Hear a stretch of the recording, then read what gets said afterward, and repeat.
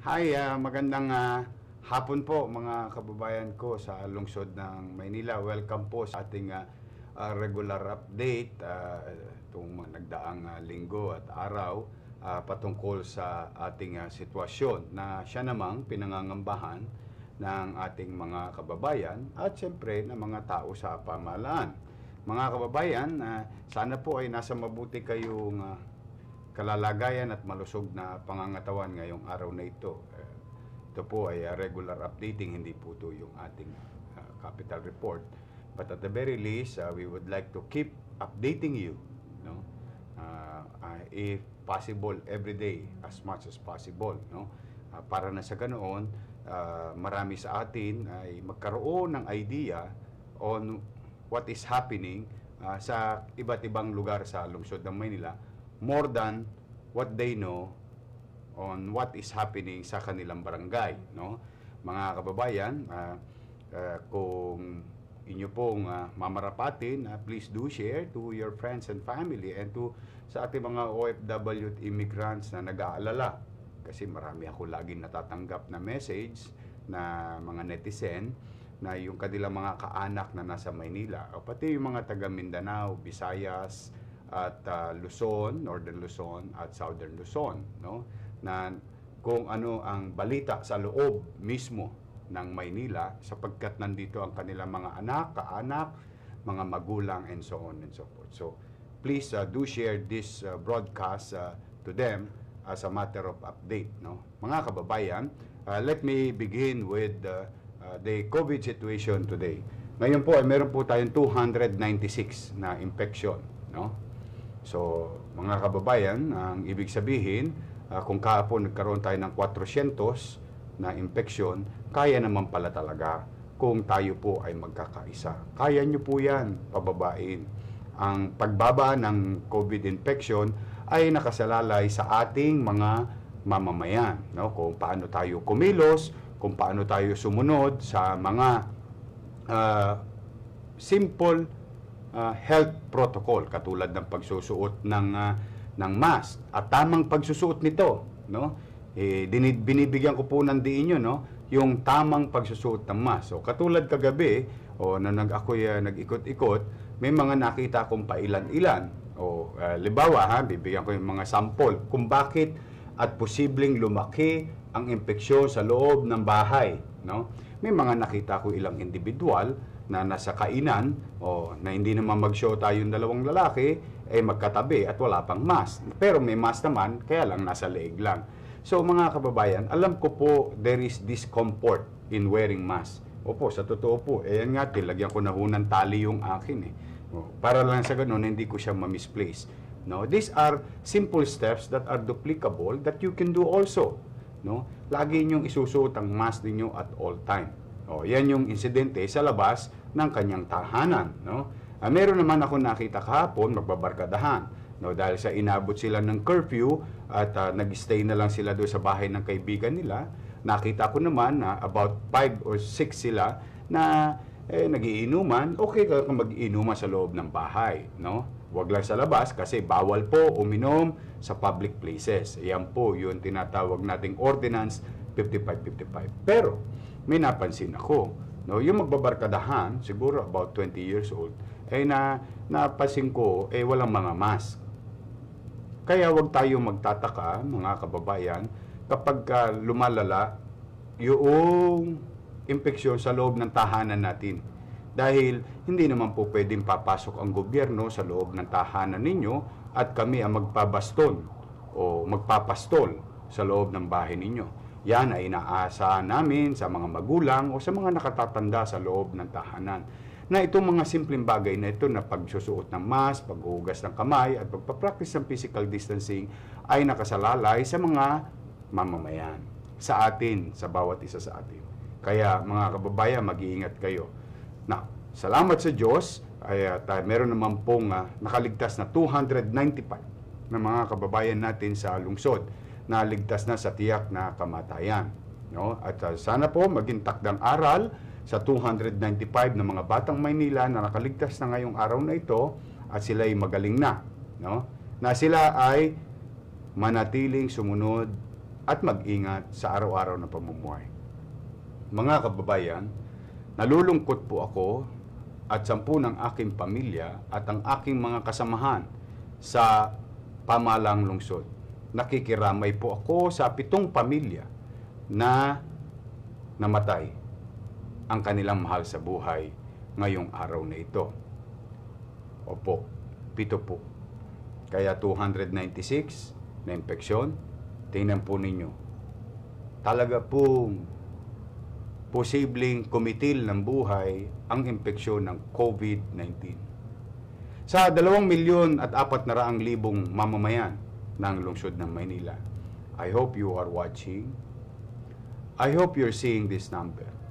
We're trying to be as honest as possible and as transparent as possible to give you the good news and to give you the bad news, to give you the real situation, no, ng city.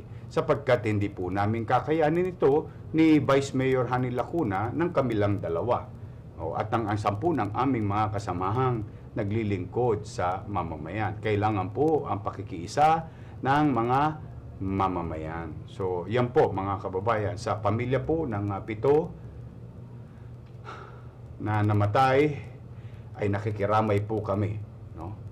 Nakikiramay po kasi sumalangit nawa ang kanilang kaluluwa, no? Ayan po mga kababayan. Now, let me go now to the next possible problems, no? Ngayon po ay patuloy din ang pagtaas ng occupancy rate ng ating mga COVID bed sa ating quarantine facility at higit sa lahat sa ospital. Kapag ikaw po'y nasa ospital, no, malamang sa hindi, you are symptomatic or maybe in a severe situation. That is why you need an ample or sapat na medical care. Kahapon nasa 47% tayo, ngayon po'y 55% na po.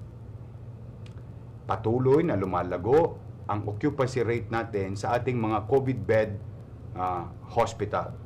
So, pag yan po ay na-reach natin, gusto ko pong maintindihan nyo to, no? Kapag na-reach natin yan at kayo symptomatic, kung may mga mabibigat na simptomas dulot ng COVID-19, no? Maaari po kapag napuno yan, katulad na nangyayari sa mga private hospital ngayon na punuan na, ay kayo po ay hindi tatanggapi sa loob ng ospital. At ang malungkot na mangyayari, hindi rin kayo matatanggap sa quarantine facility dahil puno na rin ang quarantine facility. Pag yung inabot natin sukdulan na yon, kayo ay malalagay sa alanganin. Maaring kayo'y manatili habang naghihikaos o mahagilap ng hangin, no, sa loob ng bahay ninyo. At mas malaki ang tsansa na mahawa ninyo ang inyong mga mahal sa buhay na siya namang maraming nagaganap ngayon, no? Kaya mga kababayan, ito mga numerong ito, it may be a numerical numbers but it represents life. Buhay po ang nasa likod ng mga numero niya. Kaya gusto ko lang naunawaan ninyo kung ano ang mga magiging aksyon nating lahat, mamamayan at pamahalaan, na sama-sama labanan ang pandemyang ito. Yan po ang ating COVID bed capacity today sa ating 6 na ospital. At isishare ko lang sa inyo ang mga impormasyong nakalap ko through some friends at mga kakilala, no, na ang ibang mga private hospital ay puno na rin po. So ano pong ibig sabihin? Kahit ikay may pera o wala, no, maaring hindi ka ma-accommodate sa loob ng ospital. Kaya mag-iingat mga kababayan, mag-iingat po kayo. Sa atin namang quarantine facility, tumataginting na 91%. Ayan po. So, lalo na tayong mga mahihirap. Ha? Siyempre, ang pinakamabisa kapag kayo na impeksyon, no, wala namang espasyo sa loob ng bahay para maiiwas natin sa impeksyon ang inyong mga mahal sa buhay. So, malamang sa hindi, dadaling kayo sa quarantine facility. At darating ang oras, kahit na napakarami nating ginawang quarantine facility, mapupuno yun. Ayan na po. Nasa inyong mga screen, 91%. So, kung kayo'y magpositibo, at hindi kayo na-accommodate sa quarantine facility at mananatili kayo sa maliit na espasyo ng inyong bahay, malamang sa hindi, mahahawa nyo si lolo, mahahawa nyo si lola, nanay o tatay o anak, o kayo magpapanghawa. At lahat kayo malalagay sa bingit ng alanganin. At ang isa naman nating quarantine facility ay umabot na sa 83%. Ito naman po yung mga special quarantine facility, no? So makikita ninyo, lahat pataas. No? Lahat pataas. At tataas pa yan kapag patuloy tayong nagpabaya. Okay? So, yan po mga kababayan. At in fact, doon naman pala may nagtatanong sa akin na netizen, kamusta yung mga pulis na-infect, no? Sa Manila Police District. Malugod ko po sa mga kaanak, no? Malugod ko pong ibinabalita sa inyo, nasa maayos na kalagayan, halos humigit kumulang 50. No? 46 yata o 47. Ayan.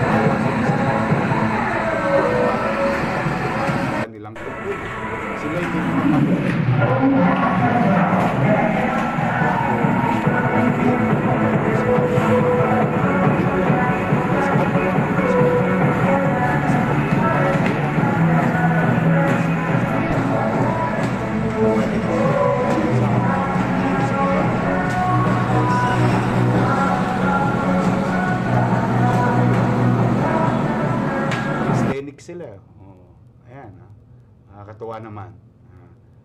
Mukhang high moral naman sila, no?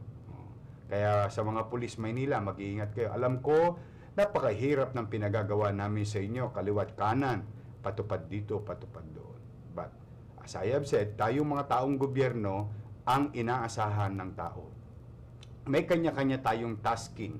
And I'm grateful to each and every one of you, sa aking mga kawani ng pamahalaang lungsod ng Maynila, lalo na yung ating mga Manila Health Department, no, ay patuloy ninyong ginagampanan ang inyong tungkulin. Sa mga pulis, mag-iingat lang kayo. Kailangan namin kayo para makapagbigay ng kaayusan, kapanatagan, at katahimikan ng ating minamahal na lungsod ng Maynila habang kinakaharap natin ng tao, ng lahat, ang suliraning dulot sa atin ng COVID-19 infection na ngayon ay pandemic. So, sa mga nag-text sa akin, nangangamusta, ito po sila, no? Nasa mabuti naman. Generally, mabuti ang kanilang kalagayan and hopefully, manatili yon. Now, sa atin naman pong COVID-19 FSP, nais ko po kayong i-update na natapusan natin ang District 1, District 2. As I have said, kahapon matatapos ang District 2 at ongoing ang District 3. Umabot na po tayo humigit kumulang 80 barangay sa District 3. So, chances are, itong ating food subsidy program na kung saan ay layunin ng pamahalaang lungsod na maibsan man lamang yung buwanang tustusin sa pagkain ng bawat pamilyang Manileño. Botante hindi, mayaman, mahirap, middle class, lahat dapat akapin. At ito ay mai-deliver sa takdang panahon sa the moment na ma-receive ng mga barangay. At nais kong ipagpasalamat sa mga barangay chairman, kagawad, secretary, treasurer, XO at tanod na ginagawa nila ang kanilang share efficiently. In fact, if I may share it to you, mga kababayan, kagabi, nung nag-random check ako, marami ako nakita mga barangay na talagang ginagampanan ang kanilang tungkulin. At ang mamamayan naman ay talagang halos generally nasa loob ng bahay. So tuloy-tuloy po itong buwan ng Marso para sa pamilyang Manileño, no? At matatapos yan ang tansya ko, no? At the rate we're going, no? Matatapos yan District 3 kundi ngayon o bukas at magsisimula na sa District 4 at susunod ang District 5 and District 6. No? Sa mga barangay chairman, mga kagawad, secretary treasurer, barangay official, exo tanod. No? Makisuyo lamang lahat ng uri ng tao, anuman ang katatayuan sa lipunan. Alas 12 naman ang hali, kakalamansikmura. Alas 7 ng gabi, kakalamansikmura. Lahat ng tao kakalamansikmura. Iba'y magaang ang buhay, iba'y mahirap ang buhay, iba'y katamtaman lamang. Ngunit iparamdam natin na may pamahalang lungsod ng Maynila na kumakalinga sa kanila at nagiging kaagapay nila. Sa tulong ninyo, magiging epesyente tayo. Walang pipiliin. Lahat yakapin hanggat kaya natin. So, yan po ay paalala ko sa inyo, mga kababayan. Meron bang tanong, Josh? O si Jet, ano?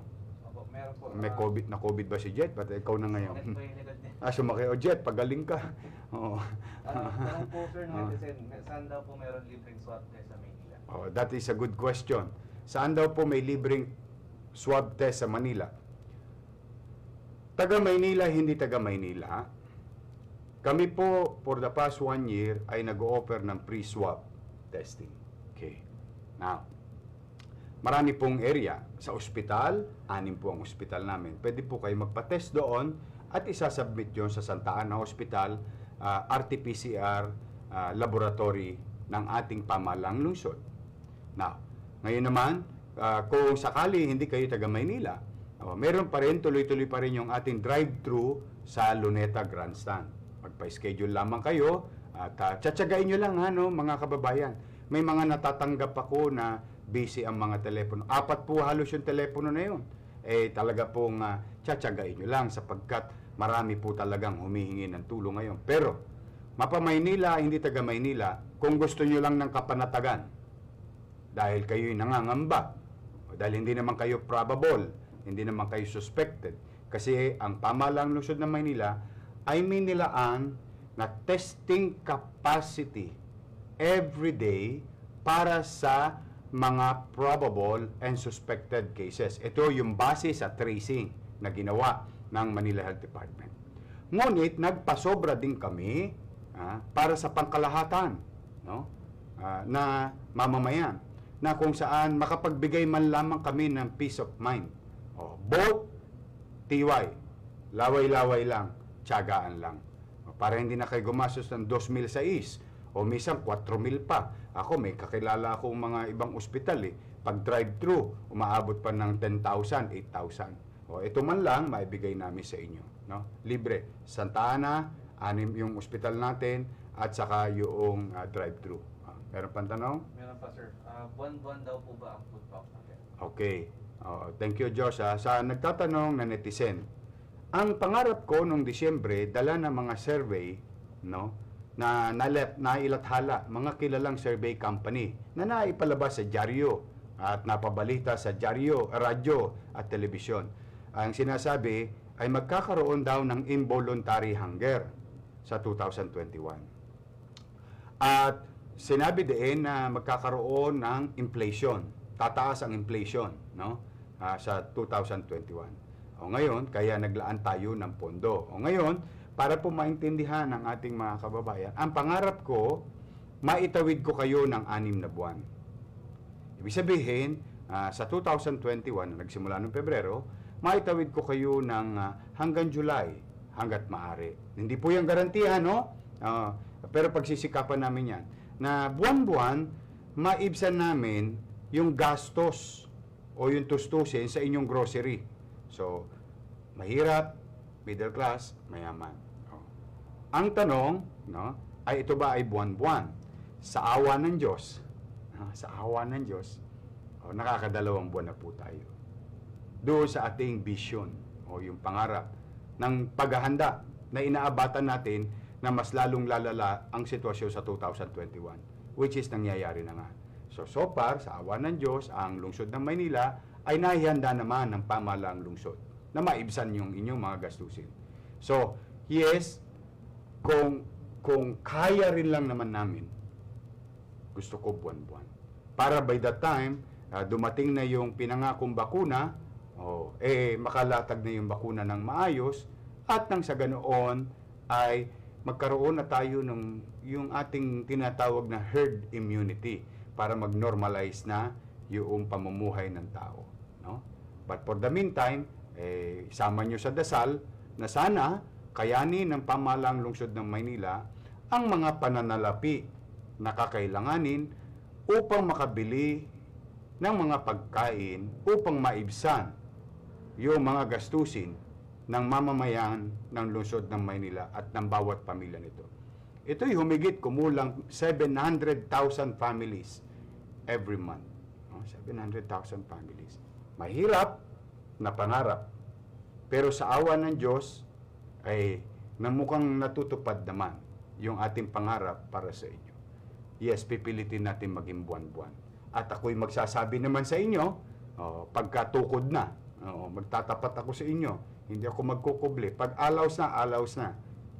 Pag meron pa, bibigay natin. Pag meron pa ako mapipiga sa bimpo, may kumakatas pa, ibibigay ko sa inyo yung katas. Iaalay namin sa inyo. Basta, ang request ko lang kami ni Vice Mayor Hani Lacuna, 10 ng aking mga kasama, no, ay pipilitin namin maging mainam, masinop, at episyente. Ngunit, kailangan ko rin ng kooperasyon ninyo, ang disiplina. At bagay na aking ipinagpapasalamat, gusto ko lang, no, mga kababayan, pag nakakita naman kayo ng DPS, ng MTPB, saka ng engineering employees namin na nagdi-deliver ng ating mga food packs sa kanya-kanyang barangay para mas maging episyente. At so far, episyente naman, pasalamatan natin sila. Simple thank you will do. I know that's their job. Pero siguro hindi naman tayo maghihirap kapag nasabi natin yung salitang thank you sa mga kapwa ko empleyado na nakakasama ninyo sa kalsada at sa kasagsagan ng pakikipaglaban natin sa pandemya. Pampaano lang, tawag dyan pampasarap sa pakiramdam nila. Dahil yan, sakripisyo sila. Kasi talagang, basta may production, deliver. Production, deliver. Kaya nga, ang pakiusap ko sa barangay, pagdating, bigay agad sa tao. Kasi talagang oras-oras, may magugutom. Wala na? Meron pa, Mayor, last na po. Humihingi po yung netizen sa atin kung kailan na po babakunahan ang mga senior citizens. Magandang tanong. Pupunta tayo ngayon sa bakunahan naman, no? Update natin sa vaccination. So, ngayon, maraming salamat sa ating mga kapwa empleyado. Now, let's go now to the third part of the update, which is very important at alam ko inaasahan ninyo dahil naniniwala rin siguro kayo that vaccination is the solution. Yes, I agree. No? Now, mga kababayan, tayo po ay nag-resume ng bakunahan. No? Umabot sa 1,400 plus ang nagpabakuna today. Meron ka bang data dyan? Ipakita mo nga. Kayo, kung meron kayong time, mga kababayan, no? Kung meron kayong time, please visit manilacovid19vaccine.com. Ayan. Humigit kumulang 1,400. Tama? 1,300, 4, 1,600, 64, 1,364. Magaling pa ako sa parang laki na yun lang. Haba na palang balbas ko. No time. Anyway, ito po ay nagbakuna sa Santa Ana kanina at sa Ospital ng Maynila. Yung ating bakunahan, yan daming tao. Natutuwa ako na nagpapabakuna na kayo. Medical frontliners muna. Kasi ang tanong kanina sa mga senior citizen. Para po updated kayo, itong mga bakunang ito ay pinagkaloob sa atin ni Pangulong Duterte through Secretary Galvez and Secretary Duque. No? At ito naman, ang kompromiso namin sa inyo, di ba? Pag nahawakan ko yung bakuna, turok agad. So nakuha natin kahapon, tumurok tayo kaninang umaga. At salamat sa ating mga nag-vaccinator at saka sa mga MHD, no? Na nagkatulong natin. No? Episyente at maayos na nailunsad ang bakunahan. Now, ang rule, doktor, nurses, other medical field na nasa frontline. Susunod, mga HCW o BHW. Lahat ng nasa medical frontline. At susunod yan, yung mga MHD. Oo. Pagpapasin ninyo, no? Baka lang magkalituhan tayo, ha? Gusto ko maliwanag to. Minsan makakakita kayo, hindi sila doktor, no? Hindi sila nurse. Pero nasa medical frontline po sila. Category. Gusto ko maliwanag yan, no? Unahin lagi doktor at nurses. Ngayon, yung tumanggi, ang may tinatawag tayong DOH na payo sa amin, substitute. Pero, nandoon pa rin sa medical frontline, which is yung mga tracer, BHW, and MHD, Manila Health Department. No? Yan sila lahat ay nakatuon saan? Para maliwanag din, sila po ang mga bantay sa quarantine facility na mga positive at awaiting for result quarantine facility. Sila po ang nagtitrace. No? Sila yung nakikita nyong sa community ninyo, naka PPE. No? Sila rin yung mga nagtetest. Hawak yung mga testing. At sila rin yung nagbabakuna at nakikipag-usap sa tao. So lahat nasa medical frontline. At sa awa ng Diyos, unti-unti, tingin ko, yung atin, yung city government employees sa medical frontline, tingin ko madadali na natin in a few days. Ngayon, ubos na ulit, sarado na ulit ang karinderya, napakyaw ang paninda. No? That is a good problem. No? Kasi sayang ang bakuna kung nasa bodega. Ang mabisang bakuna ay yung nasa braso. Yun po ang aking pananaw. So, mga kababayan, maghihintay tayo ulit ng supply. No? At lagi ko sinasabi, first come, first serve. Basta ang sisi lagi nasa dulo. No? Walang nagsisisi sa unahan. No? Kaya ang sinasabi ko, pag dumating ang bakuna at ito'y para sa inyo, kunin nyo na agad. So, maliwanag po, no, mga kababayan, kasi may tanong, kailan ba ang mga senior citizen? Mga lolo't lola ko, excited ako para sa inyo, sana nga, no, ay may mga dumating na yun sa mga pinangakong bakuna. No? Pagkatapos ng BHW, HCW, other frontline naman. Yun, baka mapabilang na ako. Kasi sa mga lola ko hanggang ngayon po, hindi po ako bakunado. Gustong-gusto ko po. Pag sinusuot ko itong t-shirt na to, tumutulo ang laway ko. Naniniwala ako na vaccination is the solution. Pero, sa kabilang banda, ako naman yung nagpapabakunang hindi pa nababakunahan. Kaya gustong-gusto ko magpabakuna. Kasi hindi pa pwede. Dahil inuuna pa yung ating mga nakikipaggera, ang tunay na sundalo sa battlefield ngayon, fighting coronavirus ay yung medical frontlines. Tapos bababayan other medical frontlines, other frontlines, which is konti lang yun, manipis lang yun. Tapos bababa na sa mga lolo't lola ko, kayo naman ang susunod na mauna sa general population. So, aantabayanan ninyo yun. Ngayon, sa mga apo, anak, na marunong ng konti sa computer, kasi baka si lolo't lola hindi marunong sa computer, please register your lolo and your lola, yung mga lolo't lola ko, kayo, mag-register kayo sa www.manilacovid19vaccine.com para isang sistema epesyente, no? At dyan po, tatawagan kayo. Aalamin kung kailan, sasabihin sa inyo, anong bakunang ibabakuna, kailan magbabakuna, saan magbabakuna, at sino lamang muna ang babakunahan. Okay? So, I hope I answered the question of one of our viewers na kailan yung sa mga senior citizen. Kapit lang. Basta pag dumating ang bakuna, ayoko nang basta pag nandiyan na, tirahin kagad natin. Yan promise ko sa inyo, mga kabayan. So far naman, I'm grateful to Dr. Fox Pangan and other doctors, Dr. Ed, Dr. Pardilla, yung mga kanya-kanyang tasking sila. So far, so good. And I hope it will continue to be in that efficient way. So, dyan po kayo magpabakuna. ang magparehistro. Manila COVID-19 vaccine. Ngayon, gusto nyo naman makita ilan na ang bakunado, dyan din ho.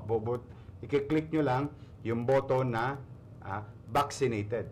Naku, 5,000 mahigit na po ang nabakunahan natin sa lungsod ng Maynila. Ayan, 5,311 na mga medical frontliners or health workers. I'm happy for you. Masaya ako para sa inyo.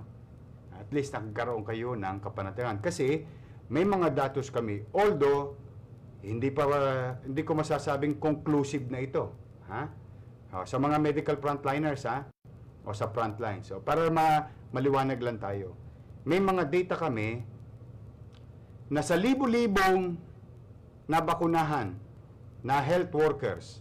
Health workers na lang, para alam na natin. Lahat na yon, no? Sakop na lahat. No?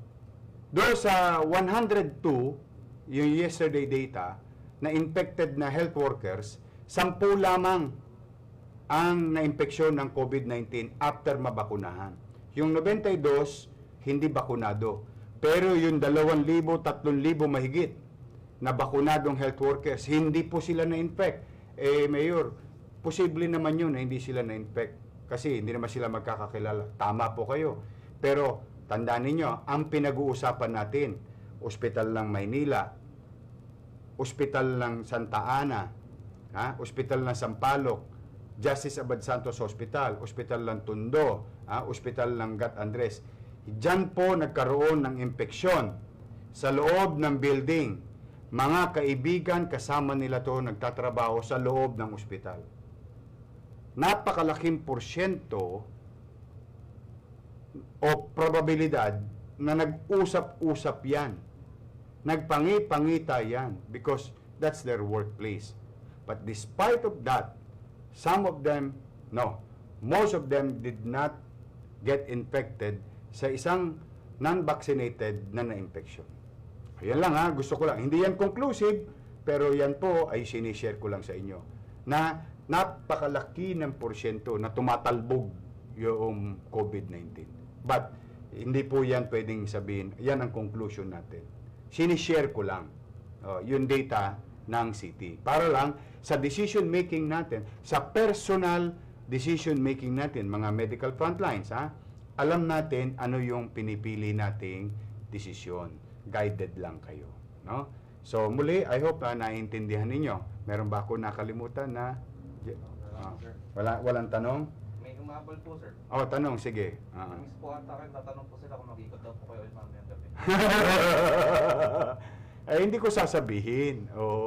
Pag ako nag-iikot, random yon. Walang nakakaalam nyo. Kita nyo kagabi ako nagmaneho.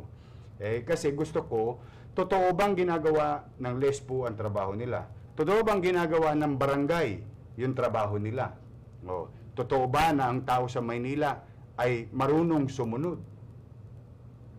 Kagabi, lahat ng mga tanong ko sa sarili kong kung totoo ba, ay totoo naman. Generally kagabi. May pailan-ilan, pero napaka-kaunti. Sa 2,400,000 mamamayang natutulog sa Maynila. So, ganyan po karami tayo sa Maynila, kasi marami sa atin hindi rehistrado. Ngunit nandito. Kaya natin inaakap. Okay. So, meron pa bang ibang question? Okay na po, sir. Okay na. So, iyan po mga kababayan, ang update. Let me check kung meron ako nakalimutang update. Gusto ko lang, gusto ko lang ipaalam. Ang top notcher. Ito muna, top notcher. Sige. Magbibigay ng trophy. Trophy ng COVID. Ang top notcher po, Sampaloc, 321. District 1, Tondo, 319. Sila po ang naglalaban sa Miss COVID-19 area. Ayan Gusto ko lang maliwanag kayo po ang pinakamataas. Malate 257 at Tondo 2, so District 1 and 2, 206. So pag pinagsama mo yung dalawang Tondo, 500 mahigit sa Tondo pa lamang. Ayan importante lang na alam niyo baka lang na-excite kayo na naku, Diyos ko, mas excited si COVID na ma-infeksyon kayo. Yun ang trabaho ng virus. Bigyan kayo ng perwisyo. Pero tingin ko, sa tulong ninyo, magtatagumpay tayo lahat. Labanan itong pandemyang ito. Okay? So, mag-iingat lang po kayo, mga kababayan, at sumunod kayo sa mga simpleng alituntunin. Umaasa ako at naniniwala ako sa mga batang Maynila na meron kayong kusang disiplina. Mabisa kaysa doon sa nagpapatupad ng mga alituntunin. Mas mabisa kung kusang sinusunod ang mga alituntunin. No? Yan naman ay para sa kapakanan ninyo, hindi namin. Okay? At nais kong ibalita sa inyo na maraming mga mayor na nai-impeksyon. Maraming mga kilalang tao nai-impeksyon. So lahat, walang pinipili. Gusto ko maliwanag sa atin yon, ha? So muli, ayan na po muna tayo ngayon. Ngayon, sa mga bagong panood pa lamang, please review yung ating short information drive for today about the updates of the city situation. Sa mga manonood pa lamang, please do share. At sa mga nanonood, please do share. Ha? Help us reach as many people as possible para properly guided ang mamamayan. Inform. Properly, at the very least, properly informed. So muli, sa inyong lahat, mag-iingat kayo. Pagbubutihan namin, loobin nawa ng Diyos na bigyan ako ng lakas ng pangangatawan. Hindi kami titigil. We will be with you. We will. Hindi namin kayo iiwan. Magiging kaagapay nyo kami.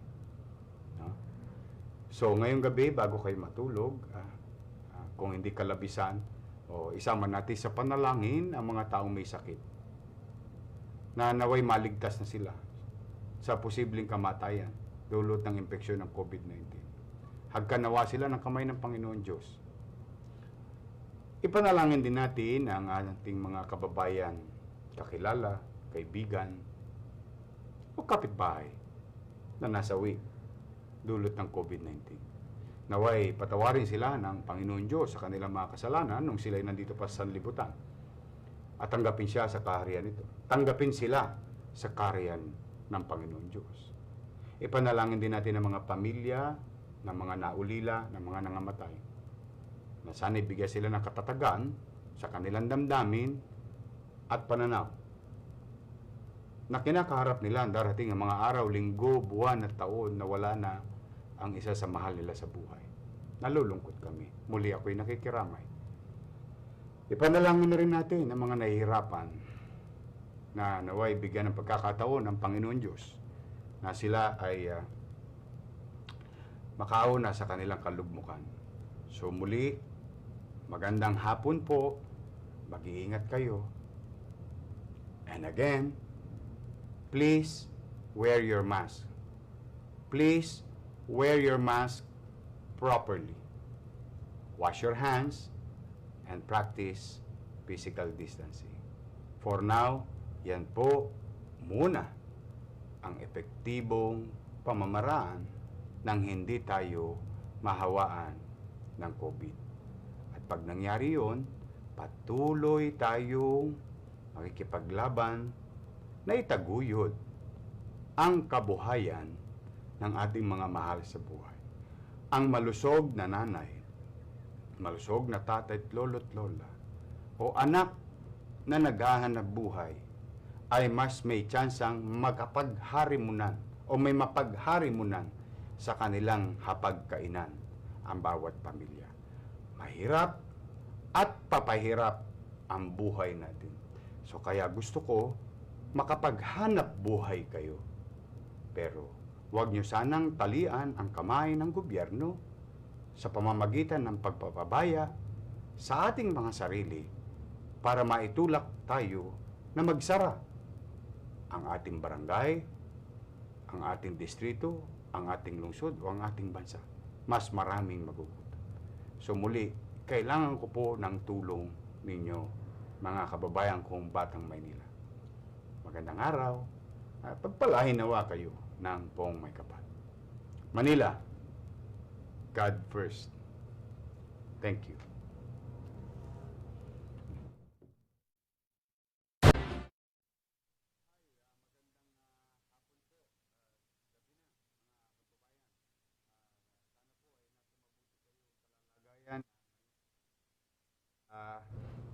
welcome po sa ating regular capital report every Friday. No? Ngayon po ay marami tayong mga importanteng announcement patungkol pa rin sa patuloy na paglala ng impeksyon ng COVID-19 sa buong bansa, sa buong Metro Manila at sa Maynila, no? At ngayon ay naitala yata ay pinakamataas na impeksyon sa buong bansa, umigit kumulang 7,000. Kaya mga kababayan, patuloy ho kayong antabayanan ninyo ang mga broadcast or information na pinagkakaloob sa inyo ng kani-kaniyang pamahalang lungsod. In our case, we're trying to do this every day for our regular updates, plus on top of that, itong ating regular na capital report tuwing Biyernes. Mga kababayan, sana po'y nasa mabuti kayong kalalagayan at malusog na pangangatawan ngayong araw na ito, no? At kundi po pagmamalabis, kami po ay nakikisuyo sa inyo. Please share this broadcast because we have two important announcement ngayong gabi na ito para sa mga lockdown at iba pang polisiya na ginagawa ng inyong pamahalang lungsod. Kung kayo'y mga OFW at mga immigrants na may mga kaanak sa lungsod ng Maynila, please do share it to them. Sa mga barangay chairman na nandito, please do share to them. At sa mga kagawad at sa inyo po na ating mga kababayan. Now, let me go straight first with COVID infection sa ating lungsod. Ngayong araw na ito ay nakapagtala po tayo mga kababayan ng 356 na bagong kaso ng ating impeksyon ng COVID-19. At sa kabilang banda ay salamat sa Diyos at meron naman pong 297 na gumaling ngayong araw na ito. At nalulungkot po tayo mga kababayan sapagkat meron po tayong 3 pamilya ang sumakabilang buhay, ang isa sa Mahalila, no? At nakikiramay po ako sa ating mga batang Maynila na naging biktima nitong COVID-19. Kaya sa inyo po mga kababayan, ito ay malaking hamon sa ating lahat. Kaya patuloy tayong mag-iingat, walang bibitaw, no? Talagang kailangan kaharapin natin to pare-pareho mga kababayan. At nakikita nyo naman na talagang ito'y nagdudulot ng kamatayan. At sa atin naman pong yung ating COVID bed capacity, no? Umabot na po tayo sa 55% ng ating occupancy rate sa ating mga ospital. At marapit na po kaming hindi tumanggap ng mga asymptomatic confirmed cases, no? Gusto ko lang po malinaw sa atin lahat, ha? Dahil 93% na po ang occupancy rate natin. Kaya po pakaingatan ninyo ang inyong sarili, mga kababayan. 93% po at 55% naman ang ating occupancy rate. At sa mga pribadong ospital ay marami na rin pong mga nagsara o hindi na tumatanggap na COVID patient sa private hospital. Bagay na ito ay dapat ninyong ipag-alala, kaya hindi pwedeng magpabaya sa ating sarili. In line naman with our vaccination program na ngayong araw na ito ay walang bakuna, kaya wala pong bakunahan, pero umabot na po sa 5,406 ang ating nabakunahan ng mga medical frontliners at other medical field, no?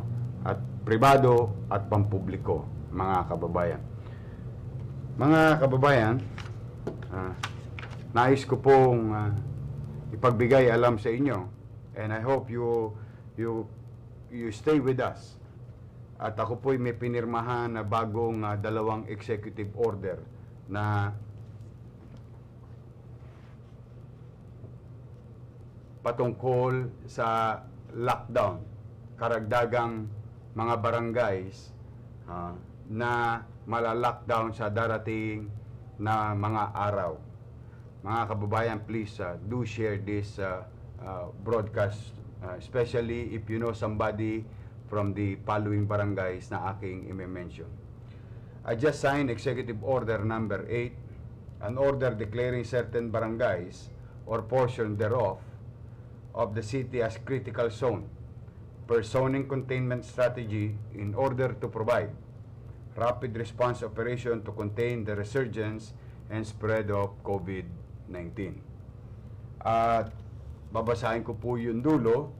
Now therefore, I, Francisco Isko Moreno Dumagoso, City Mayor of Manila, by virtue of the powers vested in me by law in order to contain the resurgence and spread and in mitigating any adverse effects of COVID-19, do hereby place the barangay listed below or portion thereof as critical zone pursuant to National Task Force COVID-19 Memorandum Number 2, Series of 2020, accordingly.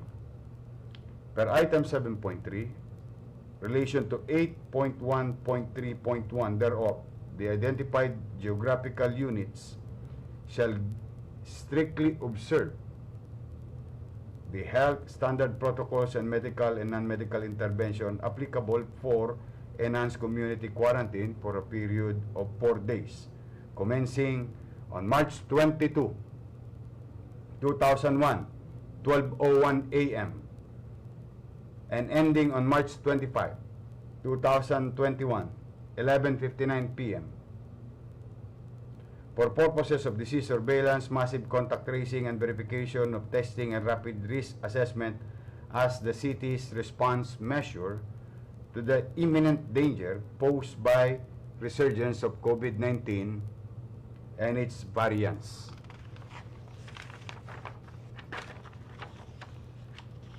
The metes and bounds of the barangays or portion thereof referred to in the immediate preceding paragraph, which are declared as part of CRC and shall observe ECQ protocols are the following: Barangay 107, Barangay 147, Barangay 256, Barangay 262, Barangay 297, Barangay 350,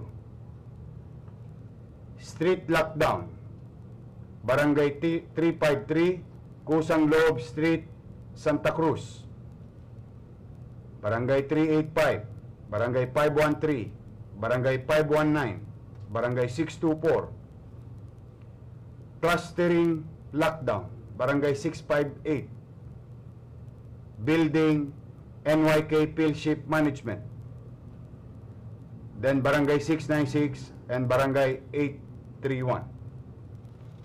So, nasa inyo pong mga screen, mga kababayan, yung bagong karagdagang barangay na mala-lockdown. As you can see, mga kababayan, no, meron tayong tinatawag na street lockdown o clustering lockdown o base sa polisiya ng DILG manual, no, in addressing infectious disease in our community. Now, yung kalye lamang, halimbawa katulad ng Barangay 353, o yung buong kalye lamang mo ang ila-lockdown na yun. O yung Barangay 658, yung building lamang na yun. O yung mga barangay na nasa ibabaw, no, buong barangay po sila mala-lockdown. Simula po yan sa Lunes hanggang Huwebes. I hope please do share this broadcast to fellow community members, loved ones, and persons that you know who are living in the area so that they can properly inform and prepare.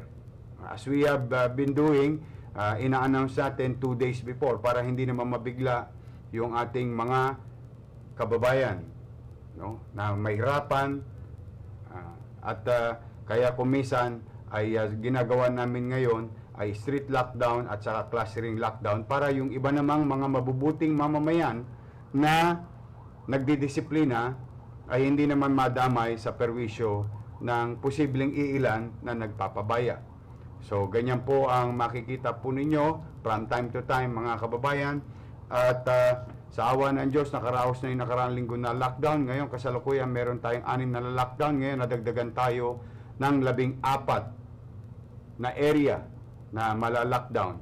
2 dito ay partikular na kalye at building lamang. At 10 dito ay 12 dito ay buong barangay. So I hope ma-share nyo yung itong datang ito at by this time ipinadadala na kay Director Romy Bagay, Direktor ng Barangay Bureau, para informahan ang mga barangay official doon. At padadala na rin ito kay General Francisco para sa police augmentation and peace and order situation and implementation of hard lockdown. And ininformahan na rin ang DPS para doon sa mga hindi pa nabigyan ng mga barangay na ito ng ating food subsidy program. At naimpormahan na rin si Director Repogoso ng Social Welfare para naman sa kakanin na ibibigay natin doon sa mga building na lockdown. So yan po mga kababayan, I hope you share that information. Sumunod mga kababayan, Executive Order number 9. Bilang paghahanda at patuloy na pakikipaglaban sa mga posible pampaglago ng COVID-19 sa mga darating na araw at linggo, bago pa dumating ang mga festivities na yon, ay pinipilit nating maaga at maagap na maimpormahan ang mga pinagpaplano o pinaplano at gagawin ng ating pamahalaan.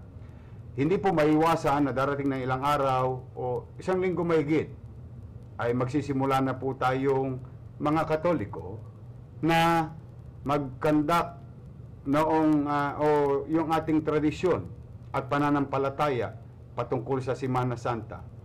And I hope sa ating mga kaparian, sa pamunuan ng kaparian, you will receive this executive order. I just signed it a few minutes ago, and we will furnish the copy of this to your respective churches and the head office of the church in Manila.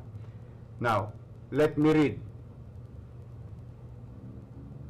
An order prohibiting pabasa, sinakulo, processions, and other similar activities done outside churches and places of worship in relation to the Holy Week celebration.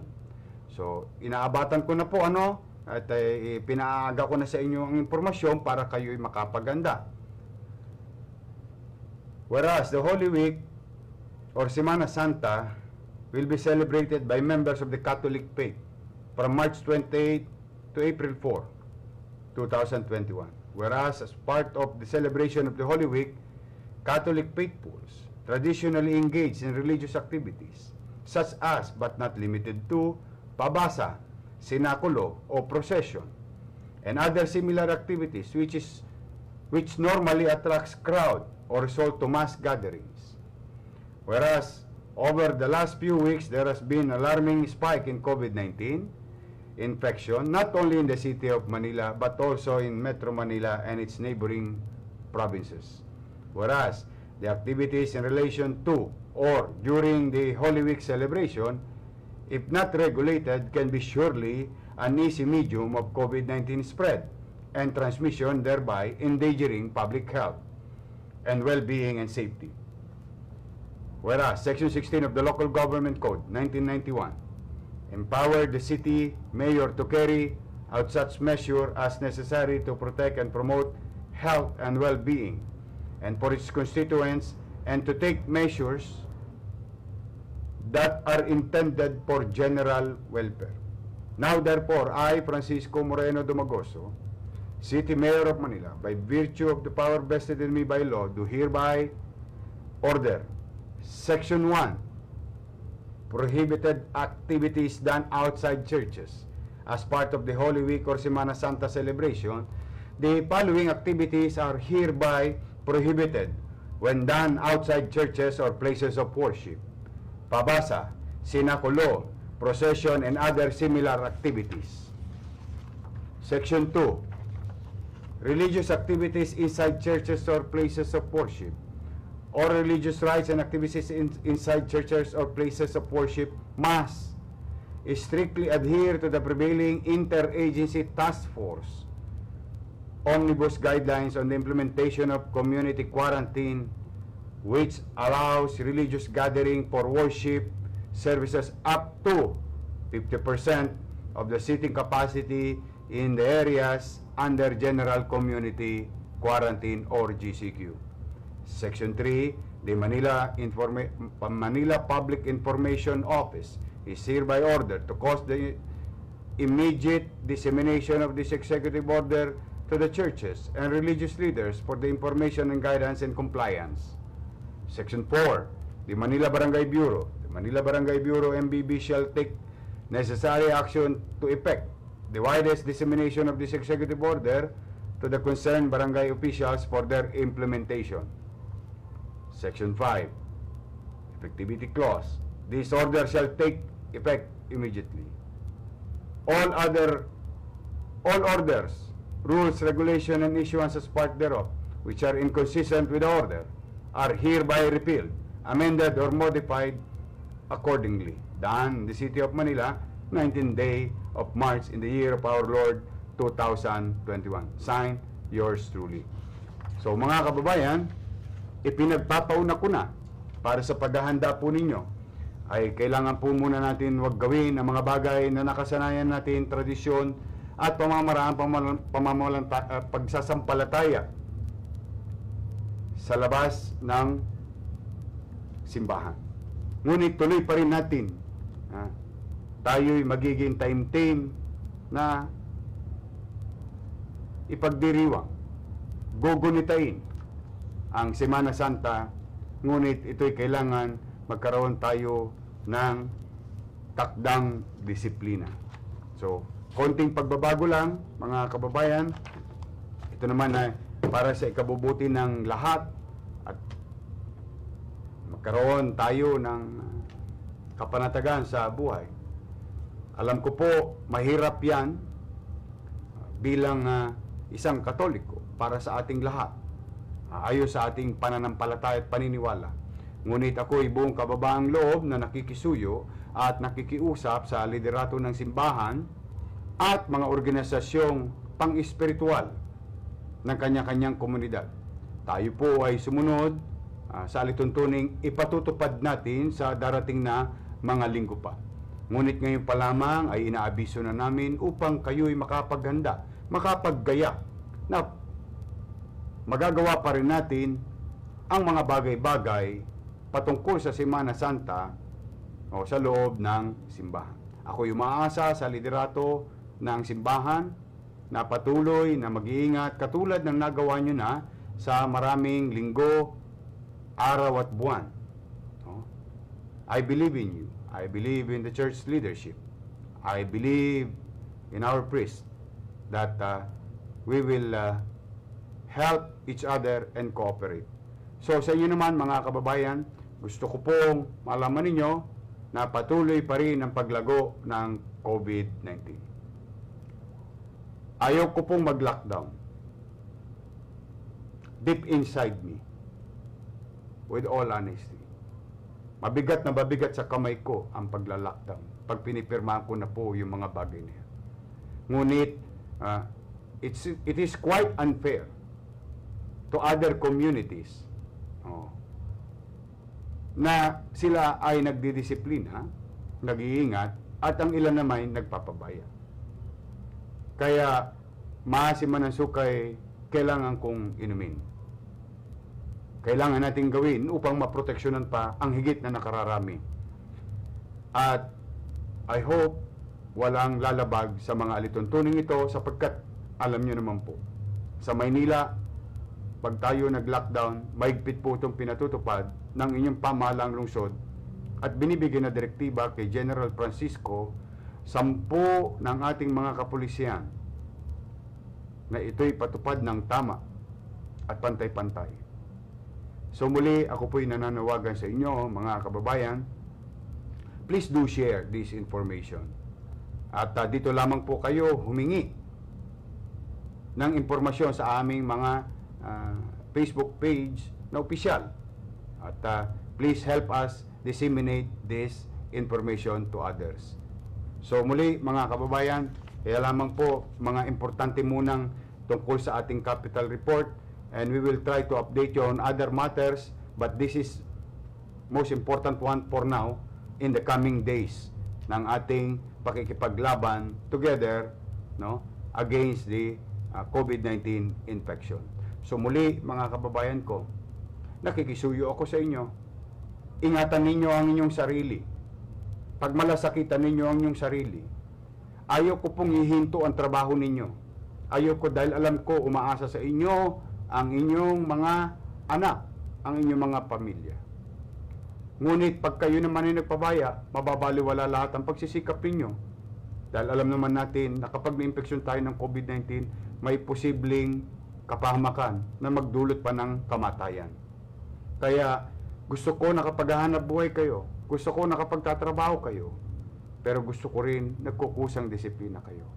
Please do wear mask. Magsuto kayo ng mask, hindi sa baba, hindi sa leeg, hindi sa ilong. Buong bibig at ilong po ang inyong tatakpan. Kung kayo'y may pagkakataon makakabili ng face shield, bumili rin kayo. Please wash your hands. At kung kaya nyo makabili ng alcohol, bumili rin po kayo. At kung sakasakali, nasaan man kayong dako, sa loob ng tahanan, sa inyong komunidad, sa inyong trabaho, palagi tayong mag-practice ng physical distancing. So muli, mga kababayan, maraming salamat po sa oras na ginugol nyo sa amin ngayon. At kung hindi kalabisan, mamayang gabi, tulungan ninyo akong manalangin. Magsama-sama tayong manalangin na ipanalangin natin na ang ating bansa ay mapabuti na ang katayuan sa pandemyang ito. Ipanalangin natin ang mga nagkasakit na naway hagkan na sila ng kamay ng Diyos nang gumaling na sila at mailayo sa tiyak na panganib. Ipanalangin natin ang mga naulila na ngayon nagdadalamhati dahil ang mahal nila sa buhay ay sumakabilang buhay dulot ng infeksyon sa COVID-19. At ipanalangin na rin natin ang kanilang kaluluwa na sila'y tanggapin sa kaharian ng Diyos at mapatawad sa kanilang mga kasalanan habang sila'y nabubuhay dito, noong sila'y nabubuhay dito sa sanlibutan. At ipanalangin din natin ang mga nahihirapan na magkaroon sila ng pagkakataon na mairaos at makaawa sa kanilang kalugmukan. So muli mga kababayan, ako'y nananawagan. Mamamayan, pamahalaan, nagtutulungan. Let's do our best and let God take care of the rest. Mag-ingat po kayo, mga kababayan. Mahal ko po kayo. Ngunit kailangan nyo rin mahalin ang inyong sarili. Magandang gabi. Pagpalain nawa kayo ng poong may kapal. Kapit lang, walang bibitaw. Nandito po kami, hindi namin kayo iiwan. Maraming salamat po. Manila, God first.